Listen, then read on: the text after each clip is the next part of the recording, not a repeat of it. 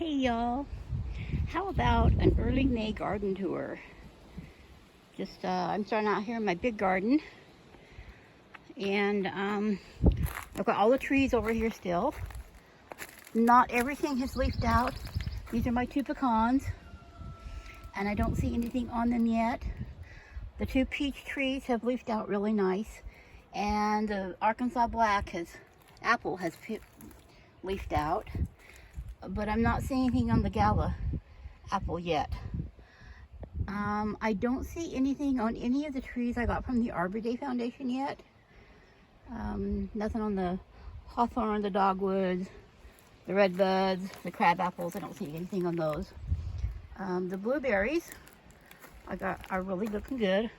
Blooms on this one. I'm not sure if they're going to pollinate or not because the other ones aren't blooming.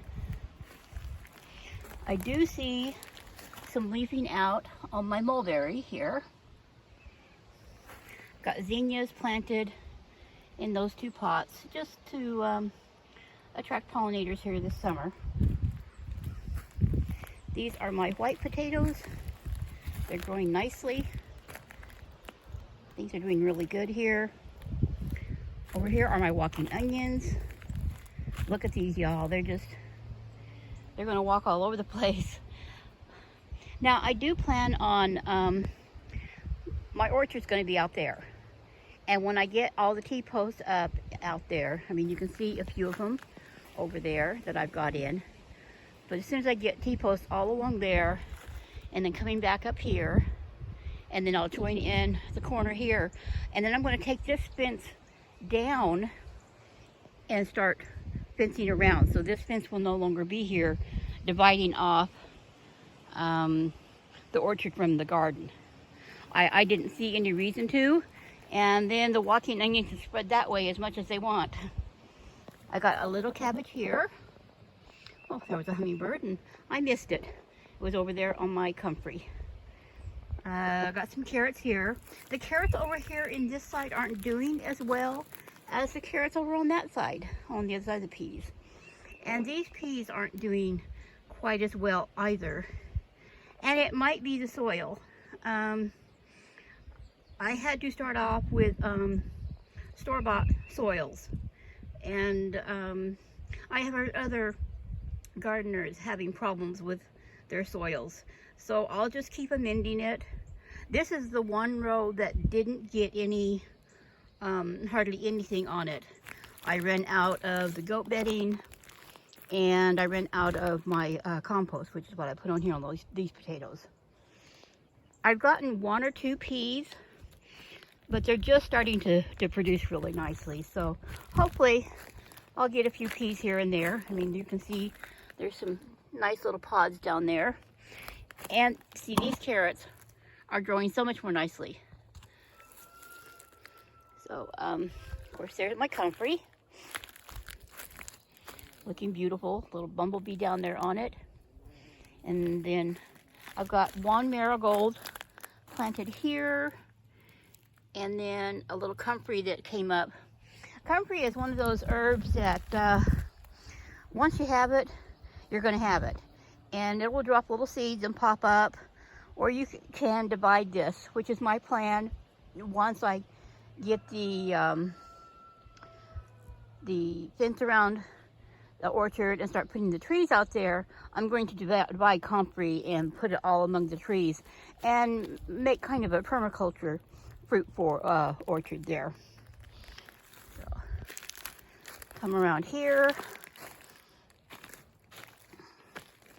get a really good look at the carrots. Aren't those gorgeous carrots? I've got 4 cabbages left over here. I've harvested 2 of them. I don't let the heads get really huge because, y'all, it's just me.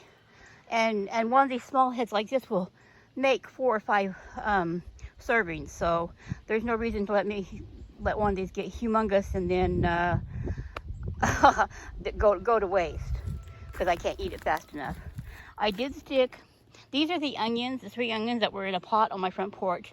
And I stuck them out here just to help with pest pressure. These are out of my cupboard, so they will probably not bulb up and grow bigger, but they will provide green onions whenever I want them. There is another Marigold here. It looks like there's a weed down there that I need to get pulled, and yes, there's several weeds I need to get out here. There's nothing in these two pots here yet. I have put them here for when I plant out my okra, which will be done on the 4th. I'm waiting for these last few nights of below 50 at night before I put any okra or squashes and that kind of stuff out. There is nothing left in this road. Whatever was eating my kohlrabi got it all. I'm suspecting slugs or caterpillars of some sort. So I will come in here before I put okra in this row, which is for the plan. I'll come in here with my fork and kind of fork it up a little bit and make sure I got all the weeds out of here. But okra is one of those things that it kind of thrives on neglect. So once I get the okra in here, about all I'm going to do to it is water. Those are my red potatoes. I do have some gaps where either they didn't come up or cold weather nipped them, or like that one right there, something came in and just busted it off. It could have been a bird. They're about the only thing that could get in here because I got the fence around it. So I'm not thinking, you know, it's like bunny rabbits or something. It could be squirrels, I don't know. I think squirrels could probably climb over my fence. I've got another comfrey over here, and then some parsley growing down there. Now over here in the small garden, I've got 2 beds, this one and this one. The only 2 of the shallots survived, so I took them out and put them over in there with the onions.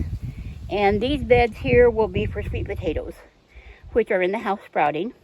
I've got 3 grow bags that I've set out that will be for popcorn that I'm going to grow.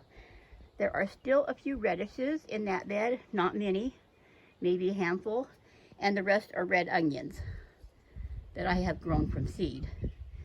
So hopefully there'll be a few onions here and there. Let's step out of my fence. Fire ants are being terrible again. I'll have to come back and close this fence in a little bit, or gate. I've got a couple of zinnias in here. Strawberry towers are doing pretty good. I've lost a few here and there. I'll have to either order some more, or I'll have to let some of these, you know, send out runners. Got a couple there that are starting to turn red. Quite a few strawberries on all of them. So I'm hoping that they will produce enough for me to put a few in the freezer this year. If not this year, maybe next. Got some more zinnias down here in this pot.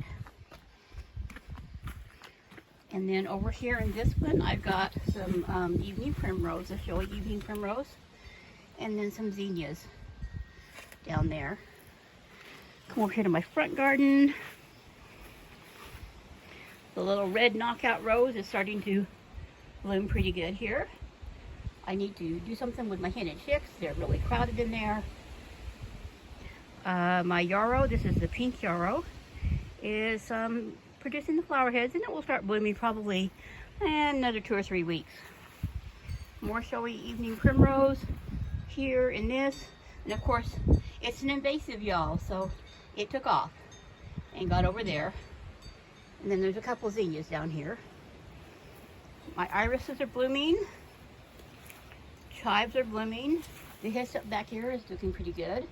I've got some gladiolas in here to bloom later in the summer. There are some little marigolds down there. Just some petite mixtures of some sort. When they start getting better leaves, I will probably divide them up a little bit among the different pots. The sage is blooming. And there are some gladiolas in here. And then back here, I noticed there is a borage that came back up, which is kind of cool. Some more of my hen and chicks. I got a chamomile blooming. This time is blooming. That's underneath my bird bath. And then over here I've got more gladiolas. I've got the lilac bush, chives, some daylilies, lots of pansies that are blooming. The pink knockout rose is blooming much better than the red one is this year. And probably after the blooms this year, I'm going to do some pruning and try to get this shaped more as a bush instead of taking off that way. And then we have over here in the perennial garden, there's lavender growing in almost all the bricks that are around it, but some of them doesn't look like it survived. One over there looks like the eaves dripped into it too much and got rid of it for me. My hollyhocks are doing well. There's another zinnia down here, another marigold, and a couple of smaller hollyhocks that I planted out this year that won't bloom probably until next year or maybe the year after. I've got lots of irises blooming, flower stalks coming up on some. There's another marigold back there, some more zinnias, some more irises blooming over there. And things are just really starting to pop and green up and looking good. I'm struggling with the mowing because there's just so much, and my neighbor that normally helps me with this, when comes over with his riding lawnmower and mows, he's just been super busy, so it's kind of been up to me. I did try to get over there in that area to do some mowing, and there's just still too many pieces of wood and branches and stumps and stuff, so I'll just have to wait and try to keep it down as best I can in the paths that I've already mowed, but until I can get rid of some of that stuff out there, I'll ruin my mower if I go out there again with it. But yeah, that's the homestead, y'all. Growing things and greening up. Things are looking good, and I'm just working as best I can. May 4th, I'll start putting out squash and pumpkins and okra and planting popcorn, and probably put some basil in the garden over there, just among everything else that I'm growing. And I might plant some more marigolds, just, you know, little bits here and there. But, you know, gardening is never really done. You just keep harvesting and replanting and trying to get as much food as you can out of it, and then of course enjoying the beauty. I love my flowers and herbs up here. They're a nice pick me up in the mornings when I come out and take a look at stuff. Anyway, y'all, I am going to get off here and go upload this video. If you want to follow along, please subscribe and you'll see what I'm doing with this homestead. And you can also go over onto my TikTok channel on Granny Bear's Garden over there. Those videos are always a little bit shorter ones. But I just wanted to give you guys a big overall look at what's going on my homestead and in my gardens.